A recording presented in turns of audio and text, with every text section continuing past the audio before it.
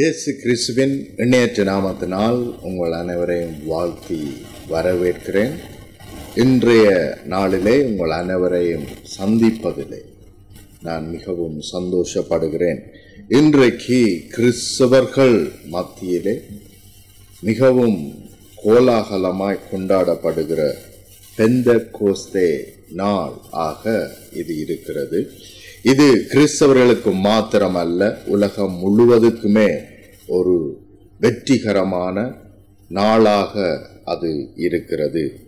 இயேசு கிறிஸ்தவர்களுக்காக மாத்திரம் இந்த உலகத்துக்கு வராமல், கிறிஸ்தவர்களுக்காக மாத்திரம் அவர் மரிக்காமல், உலகத்தில் இருக்கிற சகல ஜாதிகளுக்காகவும் சகல மக்களுக்காகவும் அவர் மரித்து உயிர்த்தெழுந்தவராய் இருக்கிறார். ஆமென். ஆகவே இயேசு கிறிஸ்து உங்களுக்காக எனக்காக மரித்திருக்கிறார். உங்களுடைய பாவங்களுக்காக, என்னுடைய பாவங்களுக்காக, உங்களுடைய மீறுதல்களுக்காக, என்னுடைய மீறுதல்களுக்காக அவர் மரித்திருக்கிறார். பே பண்ணி இருக்கிறார். என்னையும் உங்களையும் விடுதலை ஆக்கியும் அவர் இருக்கிறார். அவர் மரித்து உயிர்த்தெழுந்த பின்பு 50வது நாளிலே இந்த பெந்தெகோஸ்தே நாள் கொண்டாடப்படுகிறது. அந்த நாளிலே எல்லாரும் அங்கே கூடி வருகிறதை நாங்கள் பார்க்கிறோம். வேதத்திலே அப்போஸ்தலர் என்னும் புத்தகத்திலே 2ஆம் அதிகாரம் 1ஆம் வசனத்திலிருந்து நான் வாசிக்கிறேன். பெந்தெகோஸ்தே என்னும் நாள் வந்த பொழுது அவர்கள் எல்லோரும் ஒருமனப்பட்டு ஓரிடத்திலே வந்திருந்தார்கள். பிரியமானவர்களே, பெந்தெகோஸ்தே என்று ஒரு நாள் வந்த பொழுது அந்த நாளிலே எல்லாரும் ஒரே மனதோடு, ஒரே தீர்மானத்தோடு, ஒரே திட்டத்தோடு அந்த இடத்திலே அவர்கள் கூடி வந்திருந்தார்கள். ஒரே மனமும் ஒரே தீர்மானமும் ஒரே திட்டமும் மிகவும் அவசியம். நாங்கள் எதை பெற்றுக்கொள்ள வேண்டுமானாலும், இந்த உலகத்திலும் சரி அல்லது தேவனிடத்தில் இருந்தும் சரி, எதை நாங்கள் பெற்றுக்கொள்ள வேண்டுமானாலும் ஒரே மனதோடு, ஒரே திட்டத்தோடு, ஒரே நோக்கத்தோடு நாங்கள் கூடி வருவோமாயிருந்தால் நிச்சயமாய் அந்த ஆசீர்வாதத்தை, வெற்றியை எங்களுடைய வாழ்க்கையிலே கண்டு கொள்ளுவோம். இங்கே பார்க்கிறோம், பெந்தெகோஸ்தே நாள் வந்த பொழுது அவர்கள் எல்லோரும் அதே விதமாக கூடுகிறார்கள். ஒரே நோக்கத்தோடு, ஒரே சிந்தையோடு, ஒரே தீர்மானத்தோடு, திட்டத்தோடு அந்த இடத்திலே அவர்கள் கூடி வருகிறார்கள். அப்படி கூடி வருகிற பொழுது பலத்த காற்று அடிக்கிற முழக்கம் போல வானத்திலிருந்து சடுதியாய் ஒரு முழக்கம் உண்டாகி அவர்கள் உட்கார்ந்திருந்த வீடு முழுவதையும் நிரப்பிற்று. அவர்கள் உட்கார்ந்திருந்த அந்த வீடு முழுவதையும் தேவனுடைய வல்லமை நிரப்புகிறது என்று நாங்கள் பார்க்கிறோம். அல்லாமலும் அக்கினி மயமான நாவுகள் போல விரிந்திருக்கும் நாவுகள் அவர்களுக்கு காணப்பட்டு அவர்கள் ஒவ்வொருவர் மேலும் வந்து அமர்ந்தது. அவர்கள் எல்லோரும் பரிசுத்த ஆவியினாலே நிரப்பப்பட்டு ஆவியானவர் தங்களுக்கு தந்தருளின வரத்தின்படியே ஒவ்வொரு பாஷைகளிலே பேசத் தொடங்கினார்கள். பிரியமானவர்களே, இது ஒரு ஆவிக்குரிய உன்னதமான ஒரு அனுபவம். இன்றைக்கு அநேகருக்கு புரியாத ஒரு அனுபவமாய் இது காணப்படுகிறது. ஒரு வித்தியாசமாய், இது என்ன, ஏன் இப்படியெல்லாம் நடக்கிறது, இவர்கள் எப்பேற்பட்ட பாஷைகளை பேசுகிறார்கள், இவர்கள் யார், இவர்கள் ஏன் இப்படியாய் பேசுகிறார்கள் என்று அநேகருக்கு கேள்விகள் உண்டு. இங்கே பார்க்கிறோம், அவர்கள் இப்படியான வார்த்தைகளை பேச வேண்டும் என்று நினைக்கவில்லை, தீர்மானிக்கவில்லை, திட்டம் பண்ணவில்லை. ஆனால் பெந்தெகோஸ்தே நாள் என்று சொல்லுகிற நாளிலே ஒரே மனத்தோடு, ஒரே சிந்தையோடு, ஒரே நோக்கத்தோடு தேவனை தேடும்படி கடந்து வந்தார்கள். தேவனை தேடினார்கள். அப்படி அவர்கள் தேடிக்கொண்டு இருக்கிற பொழுது அவர்கள் இருந்த வீடுகள் அசைக்கப்பட்டது என்று நாங்கள் பார்க்கிறோம். இடி முழக்கம் போல வானத்திலிருந்து சடுதியாய் ஒரு முழக்கம் உண்டாகி அவர்கள் உட்கார்ந்திருந்த வீடு முழுவதையும் அது நிரப்பிற்று என்று நாங்கள் பார்க்கிறோம். அவர்கள் உட்கார்ந்திருந்த வீடு முழுவதையும் தேவனுடைய வல்லமை, தேவனுடைய பரிசுத்த ஆவியானவர் நிரப்புகிறார் என்று நாங்கள் பார்க்கிறோம். அதனால் தான் கிறிஸ்தவர்களாய், தேவனை தேடுகிற பிள்ளைகளாய் நாங்கள் ஒரே இடத்திலே கூடி கூடி வருகிறதின் நோக்கம் தேவனுடைய ஆவியினால் நாங்கள் நடத்தப்பட வேண்டும் என்பதற்காக. எங்களுடைய சுய சித்தத்தின்படி அல்ல, எங்களுடைய சுய திட்டத்தின்படி அல்ல, தேவனால் நாங்கள் நடத்தப்பட வேண்டும் என்பதற்காகவே நாங்கள் ஆலயமாக, ஒரு சபையாக நாங்கள் கூடி வருகிறோம். அப்படி கூடி வரும் பொழுதெல்லாம் தேவன் அவருடைய வல்லமையினால் எங்களை நிரப்புகிறவராய் காணப்படுகிறார். அவருடைய வல்லமைகள், வரங்கள், அற்புதங்கள், அதிசயங்கள் அந்த இடத்திலே காணப்படுகிறதாய் இருக்கிறது, வெளிப்படுகிறதாய் இருக்கிறது. ஆகவேதான் நாங்கள் எல்லோரையும் அழைக்கிறோம், அன்போடு கூட சபைக்கு வாருங்கள், ஆலயத்துக்கு வாருங்கள். அப்படி நீங்கள் வரும் பொழுது இதே உன்னதமான அனுபவத்தை நீங்கள் பெற்றுக் கொள்ளுவீர்கள். வெளியே இருந்து பார்க்கிறவர்களாய் அல்ல, பங்காளர்களாக நீங்கள் மாறும் பொழுது அந்த உன்னதமான சுகம், உன்னதமான ஆசீர்வாதம், உன்னதமான வெற்றி உங்களையும் என்னையும் மேற்கொள்ளுகிறதாய் இருக்கிறது. இந்த பரிசுத்த ஆவியானவரை குறித்து இயேசு கிறிஸ்து முன்னாடியே அவர்களுக்கு வாக்கு பண்ணியிருந்தார். இயேசு கிறிஸ்து அப்போஸ்தலர்கள் மத்தியிலே வாழ்ந்து கொண்டிருக்கிற நாட்களிலேயே அவர் சொன்னார். யோவான் 14 அதிகாரத்திலே 16 வசனத்திலிருந்து பார்க்கிறோம். நான் பிதாவை வேண்டிக் கொள்ளுவேன், அப்பொழுது என்றென்றைக்கு உங்களோடு கூட இருக்கும்படியாக சத்திய ஆவியாகிய வேறொரு தேற்றரவாளனை அவர் உங்களுக்கு தந்தருள்வார். உலகம் அந்த சத்திய ஆவியானவரை காணவும் அறியாமலும் இருக்கிறபடியால் அவரை பெற்றுக்கொள்ள மாட்டாது. பிரியமானவர்களே, இன்றைக்கு பரிசுத்த ஆவியானவரை பெற்றுக்கொள்ளாமல் நாங்கள் இருப்போமானால், அவரை காணாமலும் நாங்கள் அறியாமலும் இருக்கிறபடியினால் தான் அவரை பெற்றுக்கொள்ளாமல் இருக்கிறோம் என்று வேதம் சொல்லுகிறது. அந்த ஆவியானவர் எங்களுக்கு உதவி செய்கிறவராய் காணப்படுகிறார். எங்களுடைய வாழ்க்கையிலே ஆலோசனை சொல்லுகிறவராய் காணப்படுகிறார். எங்களுடைய வாழ்க்கையிலே எங்களோடையே கூட இருந்து இரவும் பகலுமாய் எங்களை நடத்துகிறவராய் அவர் காணப்படுகிறார். வலப்புறம் சாயாமல், இடப்புறம் சாயாமல், இதுவே வழி என்று எங்களை திட்டமாய் தெளிவாய் நடத்துகிறவராய் அவர் காணப்படுகிறார். ஆகவேதான் ஆவியானவர் எங்களுடைய வாழ்க்கையிலே மிகவும் அவசியமாய் இருக்கிறார். இதே யோவான் புத்தகத்திலே நாங்கள் பார்க்கிறோம். அதே 14வது அதிகாரம் 26வது வசனத்திலே இயேசு சொல்லுகிறார், என் நாமத்தினாலே பிதா அனுப்ப போகிற பரிசுத்த ஆவியாகிய தேற்றரவாளனே எல்லாவற்றையும் உங்களுக்கு போதித்து நான் உங்களுக்கு சொன்ன எல்லாவற்றையும் உங்களுக்கு நினைப்பூட்டுவார் என்று வேதம் சொல்லுகிறது. இயேசு சொல்லுகிறார், என் நாமத்தினாலே பிதா அனுப்ப போகிற பரிசுத்த ஆவியாகிய தேற்றரவாளனே எல்லாவற்றையும் உங்களுக்கு போதித்து நான் உங்களுக்கு சொன்ன எல்லாவற்றையும் உங்களுக்கு நினைப்பூட்டுவார் என்று சொன்னார். ஆகவே எல்லாவற்றையும் எங்களுக்கு போதித்து எல்லாவற்றையும் எங்களுக்கு நினைப்பூட்டுகிற ஒரு தேற்றரவாளன் எங்களுக்கு தேவை. எங்களை தேற்றும்படியாய், எங்களை பலப்படுத்தும்படியாய், நாங்கள் தடுமாறி நிற்கிற வேளைகளிலே இதுதான் வழி என்று காண்பிக்கும்படியாய் ஆவியானவர் எங்களுக்கு கொடுக்கப்பட்டிருக்கிறார். ஆகவேதான் ஆவியானவரை நாங்கள் எங்களுடைய வாழ்க்கையில பெற்றுக்கொள்ள வேண்டியது மிகவும் அவசியம். பரிசுத்த ஆவியானவர் எங்களை மேற்கொள்ள வேண்டியது அவசியம், பெற்றுக்கொள்ள வேண்டியது அவசியம். அவரை நாங்கள் பெற்றுக்கொள்ளும் பொழுது வேற எந்த ஆவிகளும் எங்களை வந்து மேற்கொள்ள முடியாது, எங்களை தொட முடியாது, எங்களை ஆட்கொள்ள முடியாது, எங்களை வேதனைக்குள்ளாக, கஷ்டத்துக்குள்ளாக, கவலைக்குள்ளாக கொண்டு போக முடியாது. ஏனென்று சொன்னால் பரிசுத்த ஆவியானவர் தாமே நமக்குள்ளே இருந்து அவர் சரியாய் நேர்த்தியாய் எங்களை வழி நடத்துகிறவராய் அவர் இருக்கிறார். ஆகவே பரிசுத்த ஆவியானவர் என்னுடைய வாழ்க்கையிலே, உங்களுடைய வாழ்க்கையிலே மிகவும் அவசியமானவராய் காணப்படுகிறார். அவர் தேவனுடைய ஆவியாய் எங்கள் மத்தியிலே அனுப்பப்பட்டிருக்கிறார்.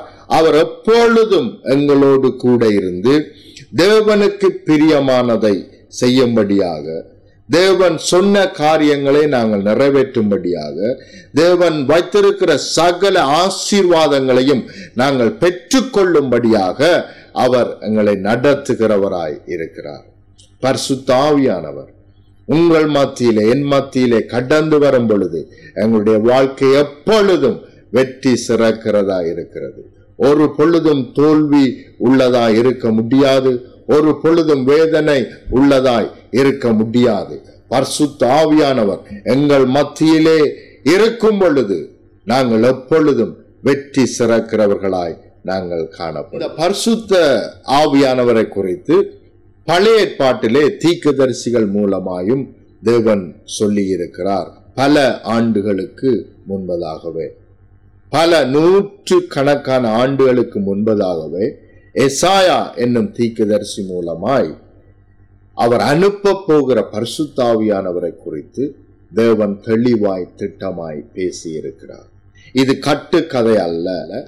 தேவன் தெளிவாய் திட்டமாய் தன்னுடைய தீர்க்கதரிசிகள் மூலமாய் முன்னாடியே எங்களுக்கு ப்ராமிஸ் பண்ணி அந்த வார்த்தையை பெந்தெக்கோஸ்தே நாளிலே நிறைவேற்றினவராய் அவர் இருக்கிறார். எசாயா புத்தகத்திலே 44வது அதிகாரத்திலே 3வது வசனம் இப்படியாய் சொல்லுகிறது: தாகம் உள்ளவன் மேல் தண்ணீரையும் வறண்ட நிலத்தின் மேல் ஆறுகளையும் ஊற்றுவேன். உன் சந்ததியின் மேல் என் ஆவியையும் உன் சந்தானத்தின் மேல் என் ஆசீர்வாதத்தையும் ஊற்றுவேன். இங்கே பார்க்கிறோம், அப்படி பரிசுத்த ஆவியானவர் எங்களுடைய வாழ்க்கையிலே வரும் பொழுது எப்பொழுதும் செழிப்புள்ளவர்களாய் நாங்கள் இருப்போம் என்று வேதம் சொல்லுகிறது.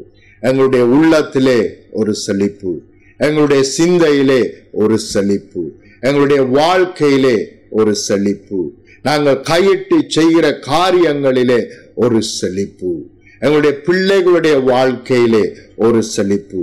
எங்கே பார்த்தாலும் செழிப்பாக அது இருக்கும் என்று வேதம் சொல்லுகிறது.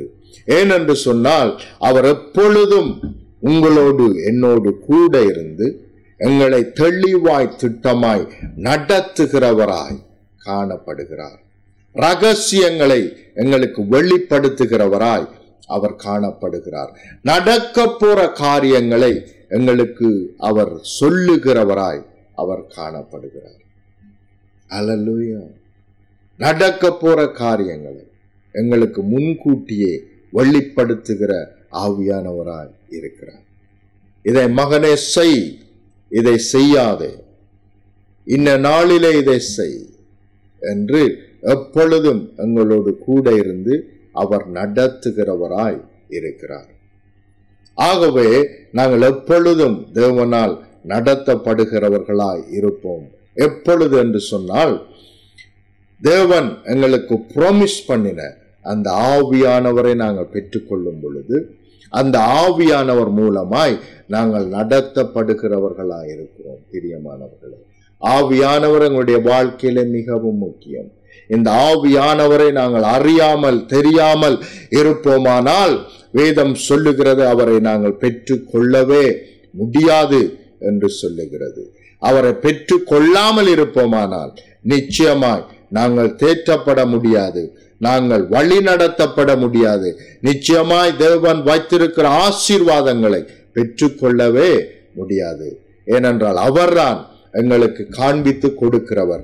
அவர்தான் அந்த ஆசீர்வாதங்களை நாங்கள் பெற்றுக்கொள்ளும் படிக்கு எங்களை வழி நடத்துகிறவராய் இருக்கிறார். பிரியமானவர்களே, இந்த பெந்தெக்கோஸ்தே நாளிலே எல்லா அப்போஸ்தலர்களும் கூடி வந்தார்கள். அப்படி கூடி வரும் பொழுது அவர்கள் என்ன செய்வது ஏது செய்வது என்று அறியாதவர்களாய் தெரியாதவர்களாய் இருந்தார்கள். இயேசு கிறிஸ்து மரித்து போனார். அவர் மரித்து 3ஆம் நாள் மறுபடியும் உயிர்த்தெழுந்து பரலோகத்துக்கு கடந்து சென்று விட்டார். நிறைய பொறுப்புகளை செய்யும்படி அவர்களிடத்திலே சொல்லி இருக்கிறார். அவர் சொன்னார், நீங்கள் உலகத்தின் கடைசி பரியந்தமும் போய் சுவிசேஷத்தை, நற்செய்தியை அறிவியுங்கள். அந்த நற்செய்தி என்னென்று சொன்னால், உங்களுடைய பாவங்களுக்காக, உங்களுடைய தவறுகளுக்காக, மீறுதல்களுக்காக நீங்கள் பே பண்ண வேண்டிய அவசியம் இல்லை. உங்களால் அது பே பண்ணவும் முடியாது. ஆனால் கவலைப்படாதிருங்கள், இயேசு உங்களுக்காக பே பண்ணி முடித்திருக்கிறார். அவர் பே பண்ணி முடித்தபடியினால் இனிமேல் உங்களுடைய வாழ்க்கையில வேதனை இல்லை, கஷ்டம் இல்லை, துன்பம் இல்லை, துயரம் இல்லை, சாபம் இல்லை, நோய் நொடிகள் இல்லை என்று உலகம் முழுவதிலும் போய் அறிவிக்கும்படியாய் அவர் அப்போஸ்தலர்களுக்கு கட்டளையிட்டார். மாத்திரமல்ல, அவர் சொன்னார், நோய்களை குணமாக்குங்கள். இனி சாபம் இல்லாதபடியினால் சாபத்திலே இருக்கிற ஜனங்கள் மத்தியிலே கடந்து சென்று இயேசு சாபத்தை நீக்கி போட்டார் என்று சொல்லி அவர்களை குணமாக்குங்கள். மரித்து போனவர்களை பார்த்து, நீங்கள் மரிக்க வேண்டிய அவசியம் இல்லை, ப்ரீமெச்சுவராய், முன்கூட்டியே, குறித்த காலத்துக்கு முன்பதாகவே உங்களுடைய பிள்ளைகளின் பிள்ளைகளை காணாமல் வாலிப வயதிலேயே சாக வேண்டிய அவசியம் இல்லை. ஏனென்றால் ப்ரீமெச்சுவராய் அவர் இயேசு கிறிஸ்து தாமே உங்களுக்காக மரித்தபடியினால் நீங்கள் ப்ரீமெச்சுவராய் மரிக்க வேண்டிய அவசியம் இல்லை. உங்களுடைய பிள்ளைகளின் பிள்ளைகளை கண்டு கொள்ளுங்கள் என்று சொல்லி மரித்து போனவர்களையே உயிரோடு எழுப்புங்கள் என்று அவர் சொல்லி அனுப்பினார். ஆனால் இவை எல்லாவற்றையும் அவர்கள் இயேசுவினிடத்திலே பெற்றுக்கொண்ட பொழுதிலும் அவர்களால் இந்த ஊழியத்தை, இந்த காரியத்தை, இந்த மிஷனை செய்ய முடியாமல் இருந்தது. ஆனால் அந்த பெந்தெக்கோஸ்தே நாளிலே அவர்கள் கூடி வந்த பொழுது தேவனுடைய ஆவியானவர் அவர்களை வந்து மேற்கொண்டார். அப்படி மேற்கொள்ளும் பொழுது ஒவ்வொருவருக்குள்ளும் தேவ பலன் வந்து மேற்கொண்டது. தேவனுடைய சக்தி அவர்களை மேற்கொண்டது. ஆகவே தேவனுடைய சக்தி அவர்களை மேற்கொண்ட பிறகு அவர்களால் சும்மா இருக்க முடியவில்லை. ஆவியானவர் அவர்களை நடத்த ஆரம்பித்தார். எவ்ரிடே, ஒவ்வொரு நாளும் அதிசயங்களுக்கு மேல் அதிசயம், அற்புதங்களுக்கு மேல் அற்புதம் நடக்க ஆரம்பித்தது. இம்பாசிபிள் திங்ஸ் நடக்க ஆரம்பித்தது. மரித்தவர்களை எழுப்பினார்கள், நோயாளிகளை குணமாக்கினார்கள், சப்பானிகளை நடக்க பண்ணினார்கள். ஈவன் அவர்களுடைய நிழல்கள் பட்டே அநேகர் குணமடைந்தார்கள். அவர்கள் சரீரத்திலே உடுத்திருந்த உடுப்புகளை எடுத்து கொண்டு போய் மற்றவருடைய சரீரத்திலே போட்ட பொழுது அங்கே அற்புதங்கள் நடந்தது, குணம் ஆக்குதல் நடந்தது, அநேக விடுதலையை ஜனங்கள் பெற்றுக்கொண்டார். அது எப்பொழுது நடந்தது என்று சொன்னால், அவர்கள் பரிசுத்த ஆவியானவரை பெற்றுக்கொண்ட பிறகு. பெந்தெக்கோஸ்தே நாள் உலகம் முழுவதிலும் தேவனுடைய சபைகள், திருச்சபைகள் ஆரம்பிக்கப்பட்ட நாள். அந்த நாள் முதல் கொண்டு திருச்சபைகள் உலகம் முழுவதிலும் வளர ஆரம்பித்தது. என்றும் வளர்ந்து கொண்டிருக்கிறது. என்றென்றைக்கும் அது வளர்ந்து கொண்டே இருக்கும். ஏனென்றால் இது மனுஷனால் ஆரம்பிக்கப்பட்டதல்ல, இது மனுஷனால் உருவாக்கப்பட்டதல்ல, இது தேவனால் ஆரம்பிக்கப்பட்டபடி, தேவனுடைய ஆவியானவர் இதை நடத்துகிறபடியினால் யாராலும் இதை நிப்பாட்ட முடியாது. தொடர்ச்சியாக இன்னும் அதிசயங்களும் அற்புதங்களும் நடந்து கொண்டே இருக்கும். உங்களுடைய வாழ்க்கையிலும் இன்றைய நாளிலே எனக்கு ஒரு அற்புதம் நடக்கும், என்னுடைய சுவை இனத்திலே எனக்கு ஒரு அற்புதம் நடக்குமா, என்னுடைய வேதனையிலே எனக்கு ஒரு அற்புதம் நடக்குமா, என்னுடைய குறைவிலே எனக்கு ஒரு அற்புதம் நடக்குமா, என்னுடைய கஷ்டத்திலே எனக்கு ஒரு அற்புதம் நடக்குமா, என்னுடைய சாபத்திலே எனக்கு ஒரு அற்புதம் நடக்குமா. நான் என்னத்தை செய்தாலும் எல்லாம் ஃபெயில் ஆகி கொண்டே போகிறது. ஏன்? ஏன் என்னுடைய வாழ்க்கை இருண்டு போய் காணப்படுகிறது? ஏன் என்னுடைய வாழ்க்கை வெளிச்சமற்றதாய் காணப்படுகிறது?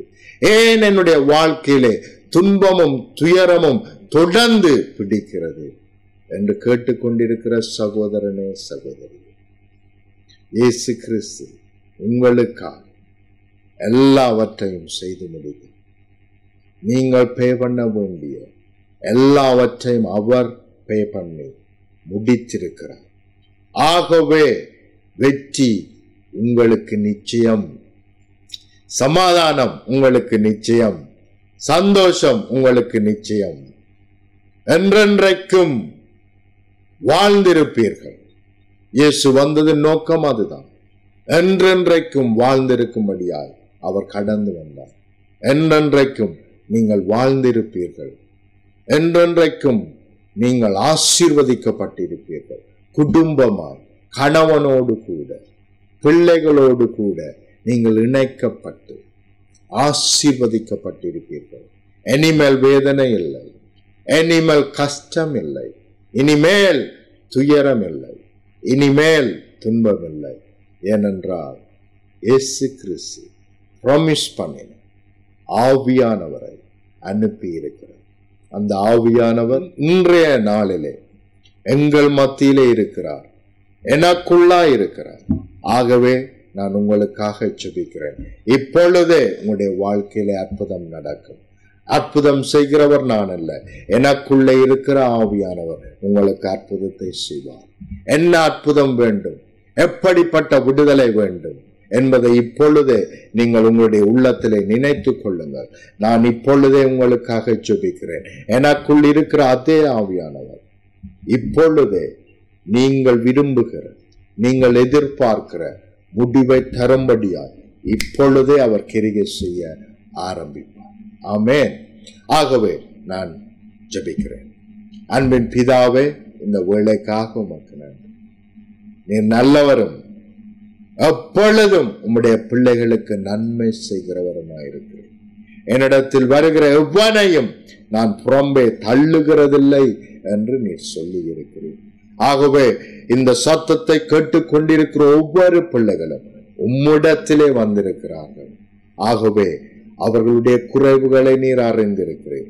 கிறிஸ்து இயேசுவுக்குள் அவர்களுடைய குறைவுகளை நீர் நிறைவாக்கி இருக்கிறீர். ஆகவே நீர் நிறைவாக்கின அந்த நிறைவு இப்பொழுதே பிள்ளைகளை வந்து மேற்கொள்ளுவதாக. இனிமேல் குறைவு இல்லை, இனிமேல் வேதனை துன்பம் இல்லை, கஷ்டம் கவலை இல்லை, தடைகள் இல்லை, பிரிவினை இல்லை, குடும்ப பிரிவினை இனிமேல் இல்லை. குடும்பமாய் இவர்களை இணைத்து வைக்கிறேன். உம்முடைய ஆசீர்வாதம் பரிபூரணமாய் உம்முடைய பிள்ளைகளை மேற்கொண்டு நடத்துவதாக. நன்மையும் கிருபையும் மாத்திரம் எப்பொழுதும் உம்முடைய பிள்ளைகளை மேற்கொண்டு நடத்துவதாக. சர்வ வல்லமை உள்ள இயேசுவின் நாமத்தினால் ஜீவனுள்ள பிதாவே, ஆமென். ஆமென். அவருடைய ஆசீர்வாதத்திலே, அவருடைய சந்தோஷத்திலே, சமாதானத்திலே இன்னும் அதிகமாய் பலகி பெறுங்கள். கர்த்தர் உங்களை ஆசீர்வதித்திருக்கிறார். ஆமென்.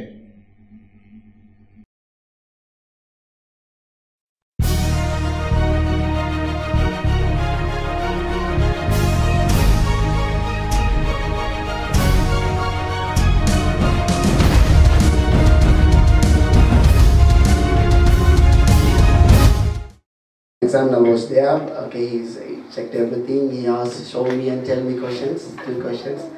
Then she sat in and she said, explain how, this is how I'm going to do it. Okay, start, go on. Then I start the car, go on. I exit the examiner center. I went to the road. Oh, yeah, I have to take right, left signal.